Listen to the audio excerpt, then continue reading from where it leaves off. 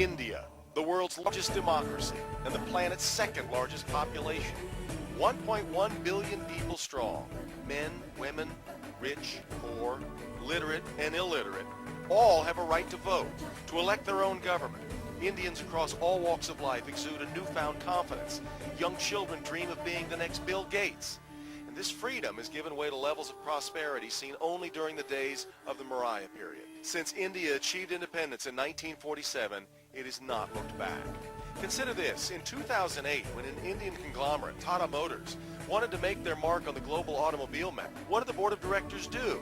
In a move that had heads spinning from London to New York to Beijing, they bought the bastion of all things British, the Jaguar Motor Car Company.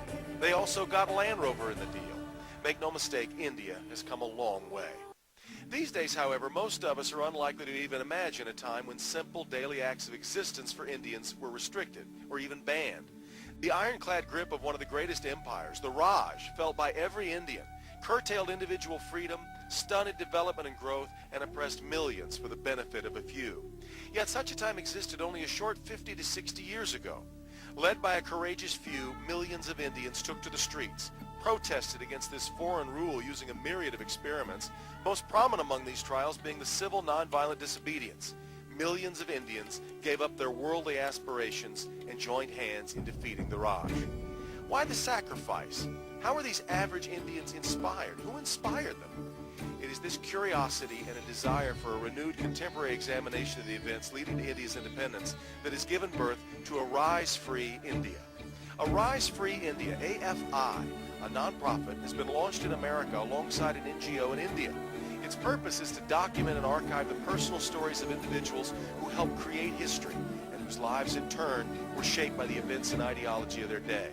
AFI plans to capture this historic freedom movement through dynamic recordings of interviews of people who lived through and participated in India's freedom struggle. AFI India was launched in Mumbai in January of 2010. It will focus on recording interviews of freedom fighters and others involved with the freedom movement in India. With government support, contributions from individuals, and corporate partnerships, the goal is to complete about 10,000 living records. Simultaneously, the nonprofit corporation in the U.S. will focus on interviewing freedom fighters and others involved with the freedom movement who have immigrated to and settled in the U.S. Furthermore, the nonprofit organization will also capture the perspective of the British who were part of the Raj. Accordingly, the nonprofit will schedule interview recordings in England. These living records will be digitally archived for the perusal of young generations. They'll be housed in national archives around the world.